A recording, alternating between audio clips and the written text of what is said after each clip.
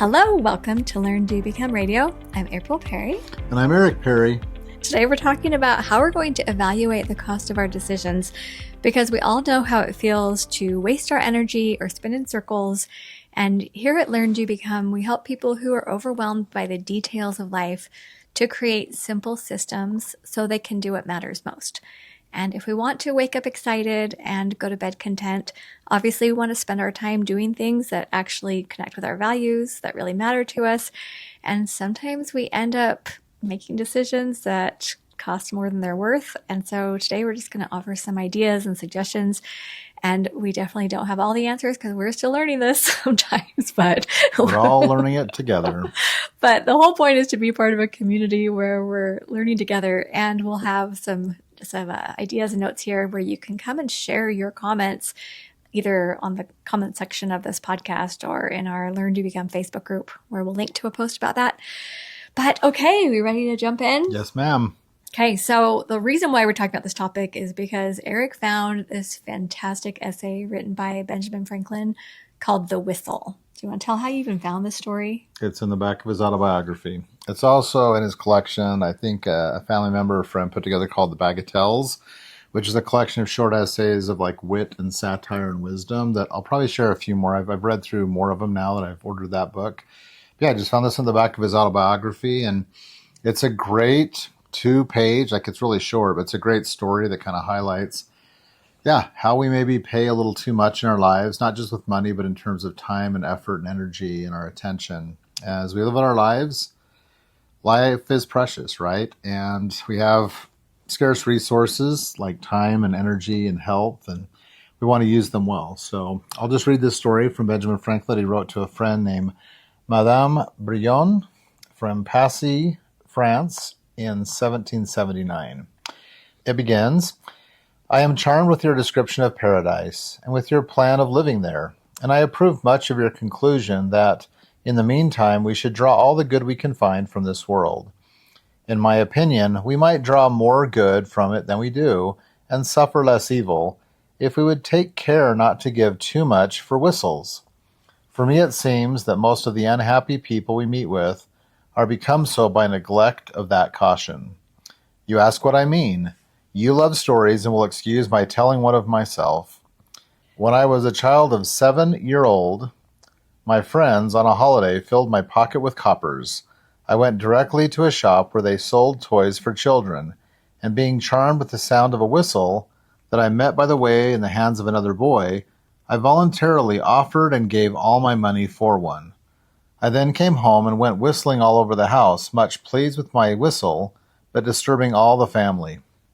My brothers, my sisters, and cousins, understanding the bargain I had made, told me that I had given 4 times as much for it as it was worth, put me in mind what good things I might have bought with the rest of the money, and laughed at me so much for my folly that I cried with vexation, and the reflection gave me more chagrin than the whistle gave me pleasure. This, however, was afterward of use to me, the impression continuing on my mind, so that often, when I was tempted to buy some unnecessary thing, I said to myself, don't give too much for the whistle, and I saved my money. As I grew up, came into the world, and observed the actions of men, I thought I met with many, very many, who gave too much for the whistle. When I saw one too ambitious to court favor, sacrificing his time in attendance on levees, his repose, his liberty, his virtue, and perhaps his friends to attain it, I have said to myself, this man gives too much for his whistle. When I saw another fond of popularity, constantly employing himself in political bustles, neglecting his own affairs, and ruining them by neglect, he pays indeed, said I, too much for his whistle.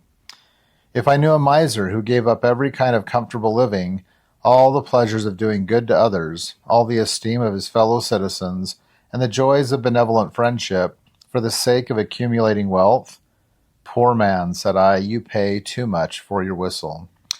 When I met with a man of pleasure, sacrificing every laudable improvement of the mind or of his fortune to mere corporeal sensations, and ruining his health in their pursuit, mistaken man, said I, you are providing pain for yourself instead of pleasure. You give too much for your whistle. If I see one fond of appearance, or fine clothes, fine houses, fine furniture, fine equipages, all above his fortune, for which he has contracts debt, and ends his career in a prison, alas, say I, he has paid dear, very dear, for his whistle. When I see a beautiful, sweet-tempered girl married to an ill-natured brute of a husband, what a pity, say I, that she should pay so much for a whistle. In short, I conceive that great part of the miseries of mankind are brought upon them by false estimates that they have made of the value of things, and by their giving too much for their whistles.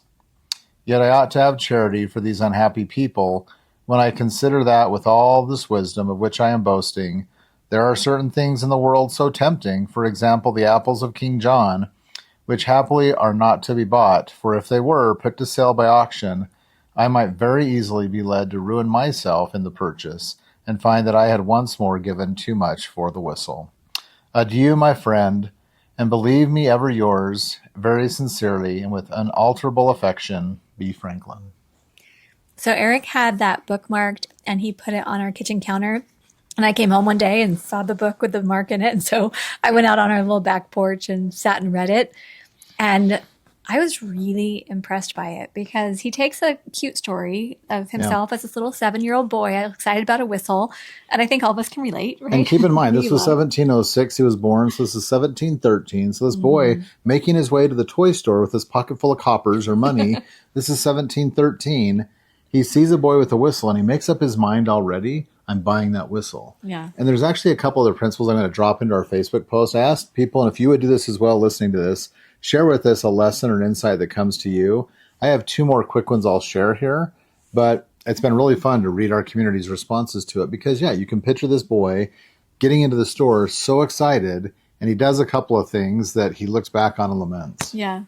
Anyway, so we just have a few ideas we're going to be sharing, but did you have a couple I'll others just you maybe want to point share out, first? as he does that, I'm just thinking 2 principles I would suggest to all of us as we consider whistles in our lives and what we pay for them. He'd already decided that the whistle was the toy he was going to get. He hadn't even gotten to the toy store and looked around at all the other things he had on the shelves. No options here. So step back when you're looking at anything now or in your future, consider all possible options and pick the very best one. So again, not to draw more lessons into it than Benjamin Franklin wanted, but I just think because then also on the shelves, the pricing probably would have been listed. Yeah. Again, no giving up too much money there. And that whatever it is you decide to buy, the second principle I would add is just carefully negotiate the value or the price of the thing that you're going to purchase, be it a thing or an experience or something for your life. So create options and then negotiate carefully the value or price of it. So one of the first things that came to my mind here at LearnDoBecome, a lot of you have come to us because you want to get out of clutter and the physical overwhelm. So we have a lot of before and after pictures, and inside of our Steps to Everyday Productivity program, we teach people how to organize their minds because when their minds are organized, their spaces naturally follow. But what we find is so many of our community members have so many things, so many items. Some of them are collected. Some of them are purchased. Inherited. Sometimes you find things that are free or at a discount or you just bring them along. We can't possibly pass up bringing that home. And sometimes they're things that we pay dearly for. People said, I just can't declutter because I spent thousands of dollars on all of this stuff. I don't want to get rid of it now. And when you think about it, it's not just the thing and its temporal monetary value. It's the things you would have gotten to if you'd had that space open to do other things with your mind and life, right? It's the opportunity cost of opportunities lost or delayed. And I just like to consider this question anytime that I go to buy something. And I know I probably buy way less than I should sometimes. Eric and I we're not big spenders or purchasers, but anytime I go to buy something, I think, number one, do I really need this? And is this going to last me for the long haul? Is this something that I want for the rest of my life? If I were to keep it, not that everything has to be saved for our whole lives, but it's also not just the cost of the item. It's, do I want to store it? Do I want to maintain it, clean it, think about it, have it just in my mind? Move it from place to place if we move. It has every item, every article has So a many life costs. and a set of costs of their own, every single one. And I've had just a couple really interesting experiences the past couple of weeks where we've had some dear friends that have needed some additional help. And so one friend has cancer and has needed just help decluttering and cleaning. Another friend has gone through some mental health challenges and just really needs some help getting, rooms organized and closets organized and things like that. And what I found is that as we sit and go through their stuff together, every time we get rid of something, whether it's donating, or selling it or whatever, that they feel their minds and their hearts open up, right? That they're not carrying all this stuff.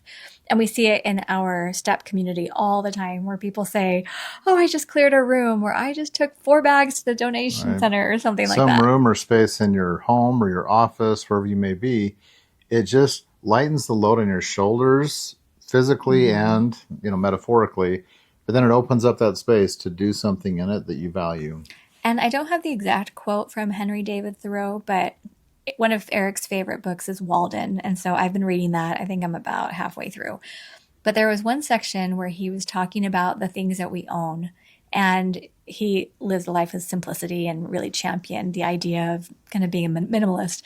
But he was sharing that every item that you own, you're paying a portion of your life for that item.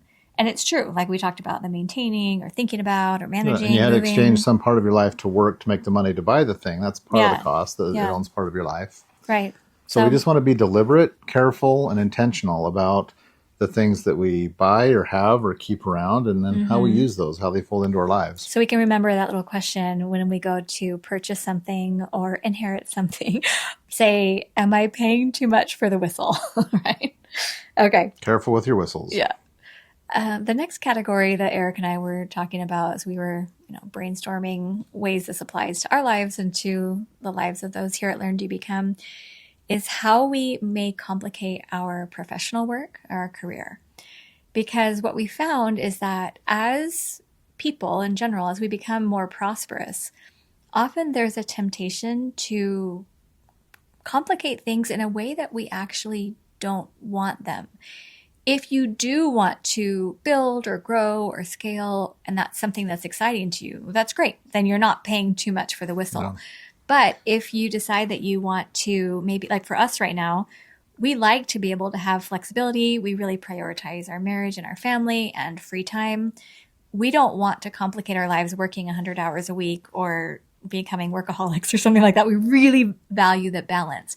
So every decision that we make with our business or volunteer work, we just have to ask, like, am I paying too much for the whistle? And I think everybody in their professional and career choices, like, it is very unique. It's very personal, and it's nothing we would try to tell anybody what they should or shouldn't do.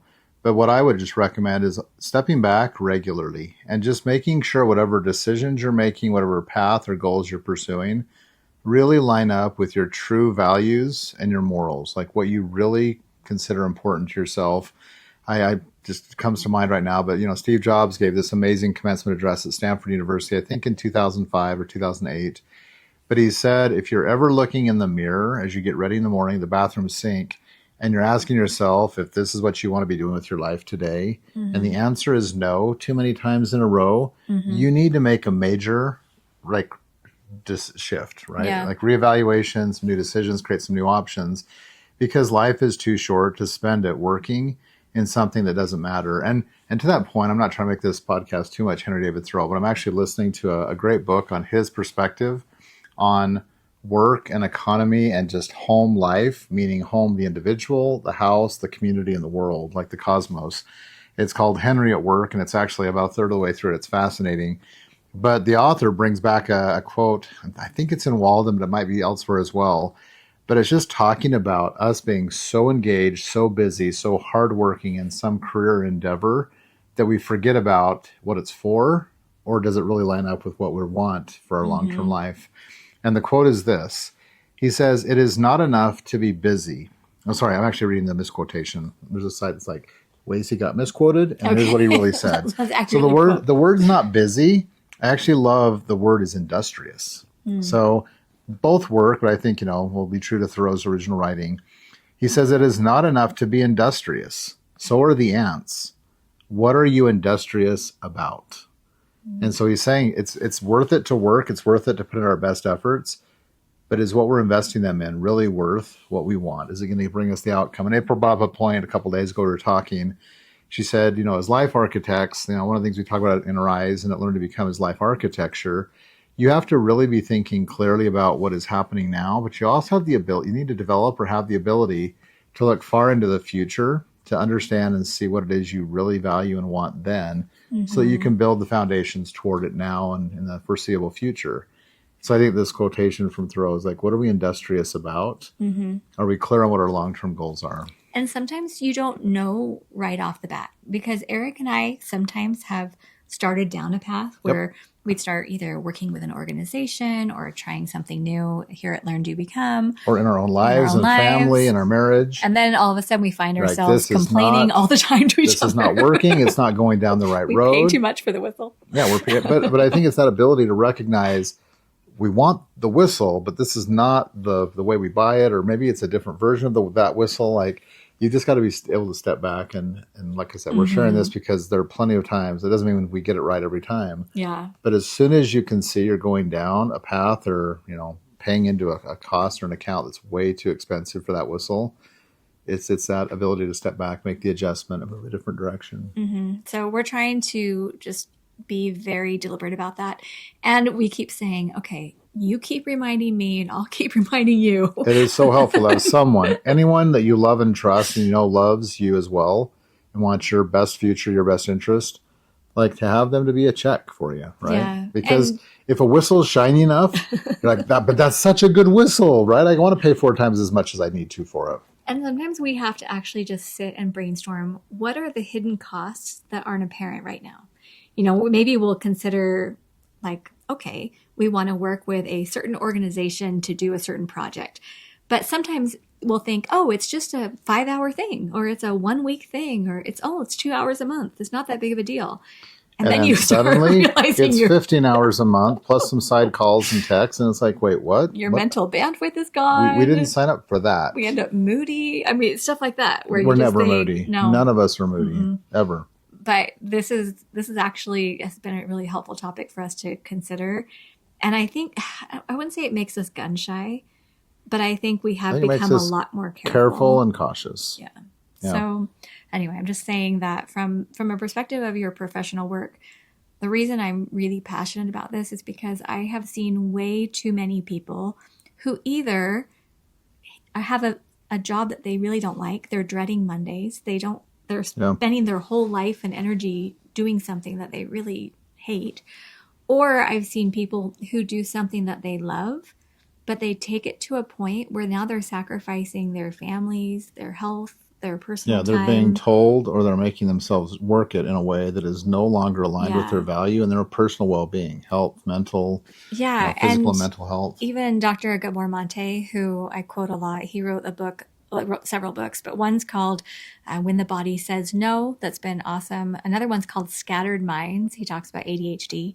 Now, he's a world-renowned author and speaker, and he's awesome. Accomplished a lot. But he had an interview I listened to where when he was asked, basically, did you pay too much for the whistle? Like, given all of your success, what do you think about your pace that you set as an academic and as a doctor and as a writer, speaker? And he just said, if I were to go back, I would not do it the way I did it. That basically he sacrificed a lot of time with his family and his peace of mind to work that hard. In what you heard or read, did he offer what he would have done instead, or just said, I wouldn't have done it that way? I'd have to go back. I don't remember him exactly saying what he suggested. Because sometimes it's helpful to see people who are maybe 10 or 20 years ahead of us on a path. Yeah. And if they can say, I would have done it differently, and if they could lay out what they would have tried, it's maybe insightful or instructive to us to be able to see what that would have looked like. But I think, it comes back to our own heart, our own souls.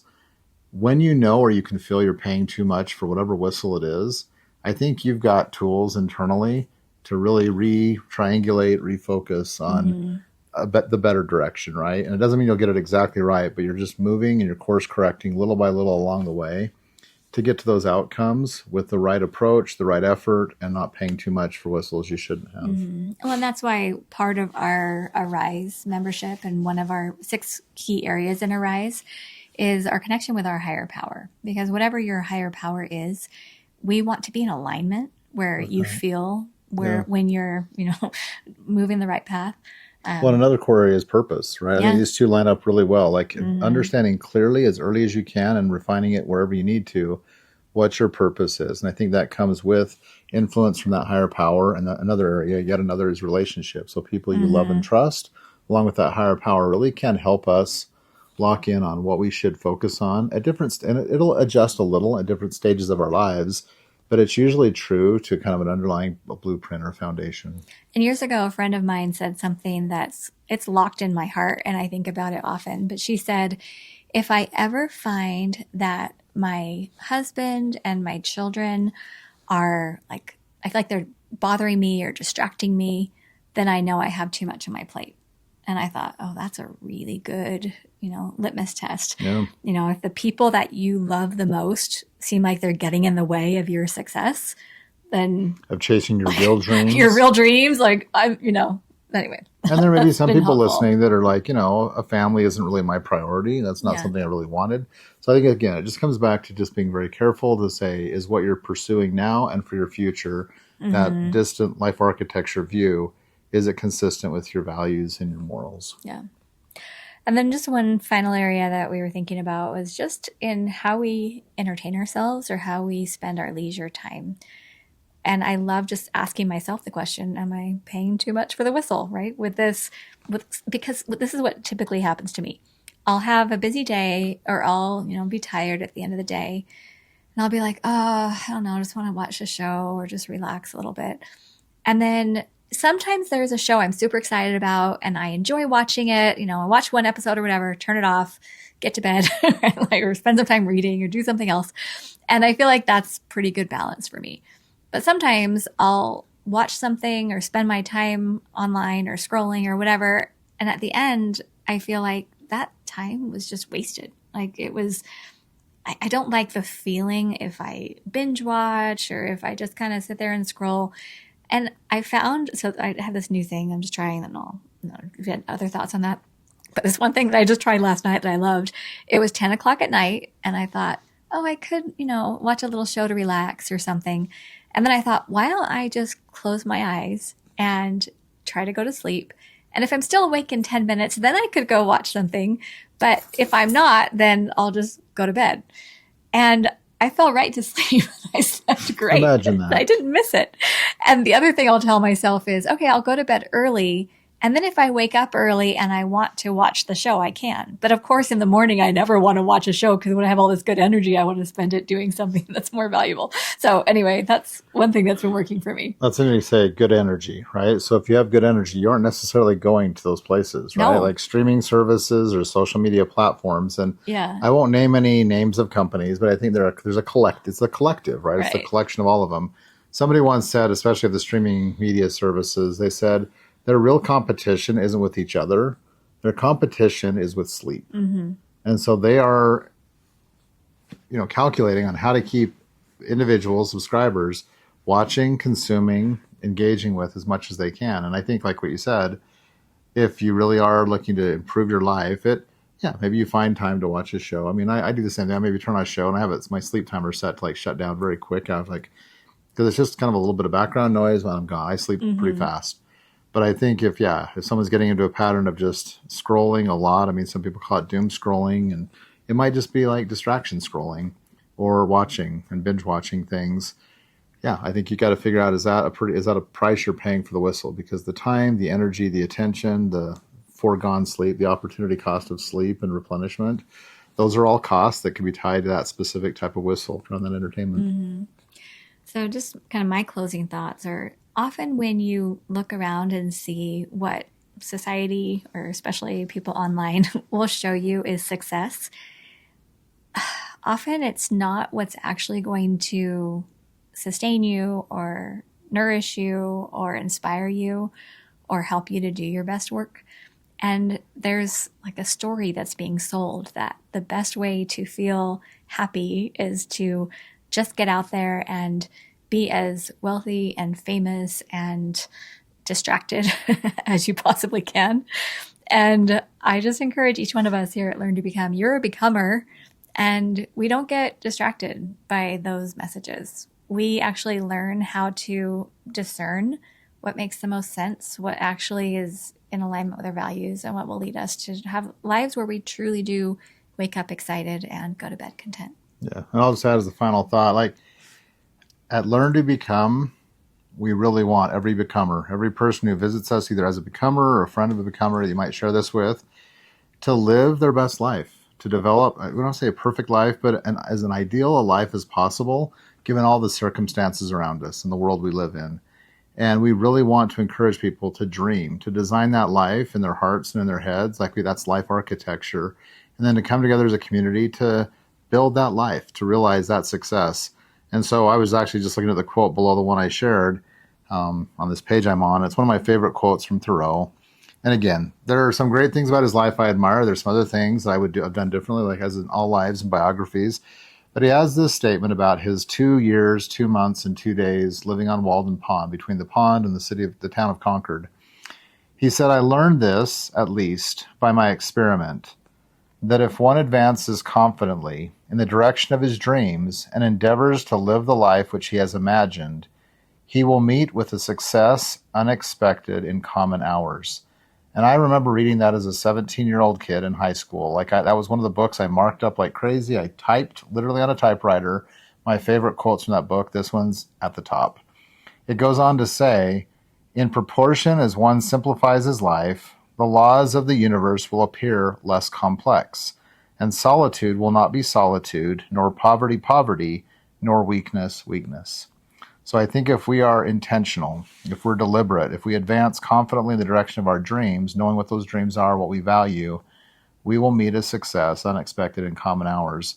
And I have loved hearing that back from our becomers, from our steppers, and especially from our risers, hearing their success stories, their triumphs in the ways that they value most. It has been so much fun and so rewarding. So if you're thinking, okay, I want more of this, number one, you can go to our Learn to Become community Facebook group, where Eric actually posted the text of the whistle story. It's in the Creative Commons, right? Yeah. Public domain. Yeah, so you can read it there, comment and share. Have you had an experience? I'd actually love to hear your thought. I mean, as you've listened to this podcast, been with us for this time, if there's an insight or two about whistles and paying to what it might look like for you in your life and your perspective, a lesson learned, or something you'd share with the community, please go to that Facebook post and add a comment. And then if you're thinking, well, I have a lot of clutter in my life, physical and mental, and I want to get that just taken care of so I can have a life where I don't feel like I'm overwhelmed by stuff and details, then come learn more about our Steps to Everyday Productivity program. And we have a coaching membership where you can come in either before you join STEP or as a stepper and meet live. We have several live events every single month where we do co-working sessions, and they're recorded for you as well, where you can actually start working through the clutter, the digital stuff. And April and her team are amazing at this. There are tens of thousands of people who've been helped and built their systems, send us before and after pictures. So they know what they're doing in these working sessions. It surprises me that people like to get online and just work together. But they're getting so much done and loving it. Our community is loving that. So if that's something that would be helpful to you, check it out. Yeah. And then we have our Arise community. And this is where Eric and I meet every month. It may or may not be my favorite part of Learn to Become. We meet every month with our Arisers, where we focus on one topic each month. And we're helping one another to be able to create those lives where we wake up excited and go to bed content. And it's these kinds of principles that we apply. Sometimes it's more theoretical, but often it's incredibly very practical, very tangible. Because it's done in these 10-minute micro efforts. We don't change our lives overnight, but when you're part of a community where we all have the same goals and we're working towards the same outcome of having this type of a life that we truly love, that we start making really good decisions because we know we're accountable to one another. And yeah, 1 month set of micro efforts on one topic layered on to another month's micro efforts. It's the compound effect. You see growth and change happening little by little, but it really becomes big and really noticeable over Yeah. time. And that's the part of the Rise experience I've actually loved, watching these risers pick their directions they want to go and just seeing that growth. Okay, thanks for being here with us. We love you. We're so grateful for the chance to be able to serve this community.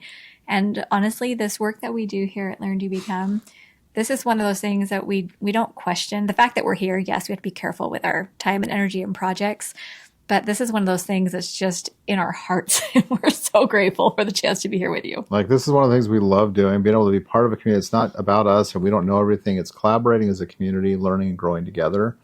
And this is some of the adjustment we've been making over our lives to figure out how to get to a place and putting things in order so that we could be a part of a community like this and have this be what our work really revolves around. So, so grateful for your time and your confidence and willingness to listen to some of the things we've shared. We hope they've been helpful to you.